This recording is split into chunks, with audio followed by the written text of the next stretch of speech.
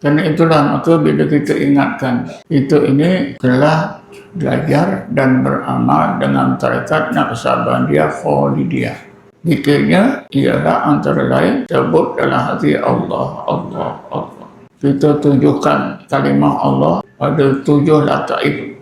Latifatul qalbi, latifatul ruh, latifatul syir, latifatul khafif, latifatul akhfa, latifatul nafsin natiqah, latifatul kulli jasad. Siapa yang dah semua beramal dengan zikir ini dan sudah bersuluk banyak kali, tentu tak susah untuk meyakinkan dirinya bahawa hati kita secara otomatik boleh berzikir terus menerus masa jaga maupun tidur 24 jam.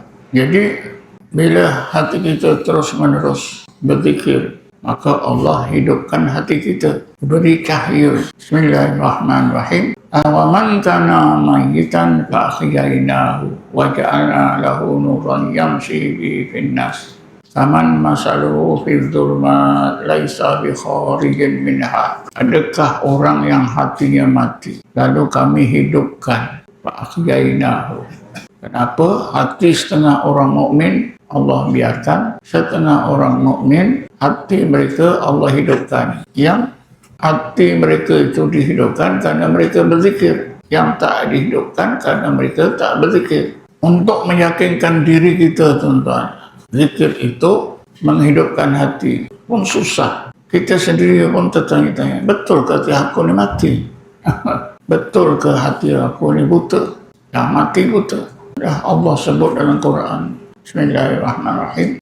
Fa innaha la ta'mal absar walakin ta'mal qulub allati fis sudur. Sesungguhnya orang-orang kafir itu bukan buta mata kepala, akan tetapi buta mata hati yang di dada. Buta mati hati. Jadi supaya hati kita hidup dan celik boleh kita gunakan, itulah amalannya zikir. Kebetulan kita dah belajar zikir tarekat Naqsabandiyah Khalidiyah.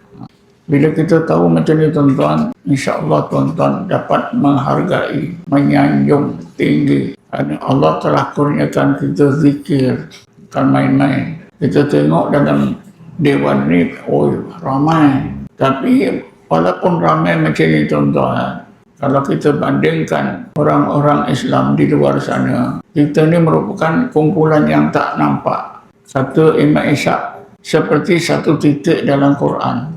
Satu titik dalam Quran. Itulah ibarat apa? Orang berzikir di akhir zaman. Oleh kerana di akhir zaman ni, ilmu dan amalan zikir ni seolah-olah sudah hilang.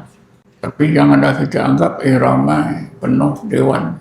Itulah guru saya Imam Ishaq kata, orang berzikir ni, orang Islam berzikir, sedikitnya seperti satu titik dalam Quran. Sehingga orang tak nampak adanya ahli zikir. Kalau nampak pun, apa guna titik? Macam itulah. Tak guna. Kita pula selalu berkumpul, berzikir ramai-ramai. Orang ini juga tak bertambah pun. Nak tambah seorang dua bukan main sakit.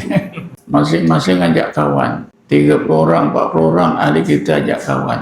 Yang datang seorang. Susah. Inilah pertanda yang jelas bahawa ilmu dan amal zikrullah itu sudah mula hilang di akhir zaman. Sehingga kita yang beramal pun macam yakin tak yakin. Kadang-kadang yakin, kadang-kadang hilang semangat. Saya kan berpengalaman seperti itu. Kadang yakin rajin pergi kedung, kadang tak pula. Zikir itu sunat. Syaitan itu membisikkan kita.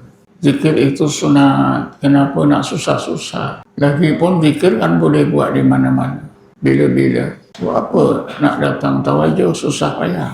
Kita zikir ramai-ramai ni, tuan-tuan, banyak kelebihannya. Yang pertama, Rasulullah sudah beritahu kita, wa alaikum bil jama'ati, wajib ke atas kamu berjamaah. Wa inna yadallah ma'al jama'ah. Karena pertolongan Allah, rahmat Allah itu mudah didapati secara berjamaah. Wa man sadda finnar. Siapa yang menyendiri, biasanya dia akan menyendiri di neraka. Sebab kalau kita seorang-seorang, tuan-tuan, mudah jadi mangsa iblis dan syaitan. Terutamanya amalan zikir ini.